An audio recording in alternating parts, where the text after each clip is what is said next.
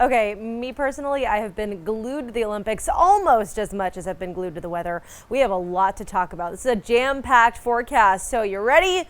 Buckle up, kids. Let's get going. We're going to start with Debbie here. This is Tropical Storm Debbie. This made landfall as a Category 1 hurricane early this morning in Steinhatchee, Florida. That's in the Big Bend of Florida, not too far from where Hurricane Idalia made landfall just last summer. Obviously, this area of Florida needing a lot of help in recovery these days, considering the old impacts and now the new ones from Debbie.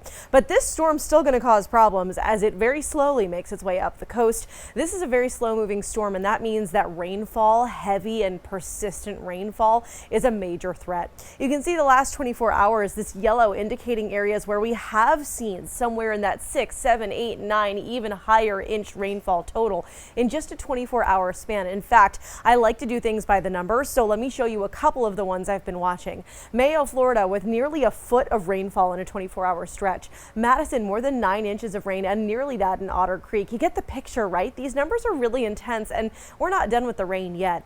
We're also not done with the severe weather. Now, for those of you who've never lived in a very hurricane-prone area, this is kind of a little-known fact, right? It's not the major focus of most tropical systems, but tropical systems very often bring tornadoes. They also can bring severe storms, and as we come back home here, I do want to make the mention that we are looking at a couple local severe storms today for New England specifically.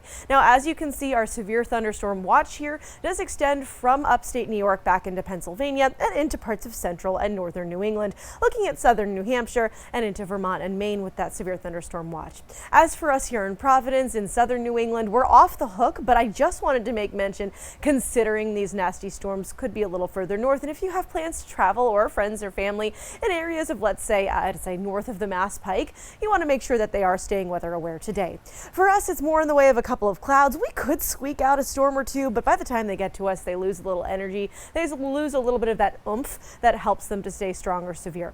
Let me show you here on Futurecast, right? We go through the evening and temperatures fall from the 80s to the 70s. These storms start to die out as they move a little further to the east. You can still see late tonight a couple cells linger, but they don't quite make it to the ocean state. They mainly stay up into the Bay State.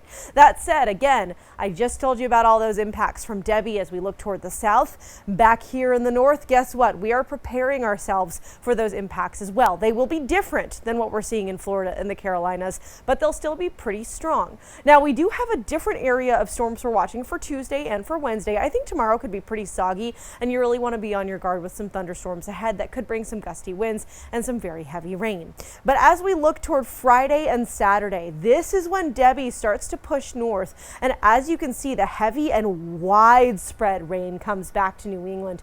Don't make outdoor plans Friday and Saturday. I'm just going to say that straight away. I think this storm's going to make things really messy, and even as that center of circulation pushes north and makes things even worse, I think that flooding is the big concern. So please make sure you're staying weather aware. Stay with us here on ABC6, and we're going to continue to track Debbie and all of its impacts as it continues on to the north. If you want some good news, I'm an optimist, right? I'm trying my best to bring a little positivity to the forecast. You can see that temperatures are back in the 70s, at least we're out of the 90s, and after Debbie leaves, we get a little break of sunshine, and it's not quite as humid by the time we start this coming week.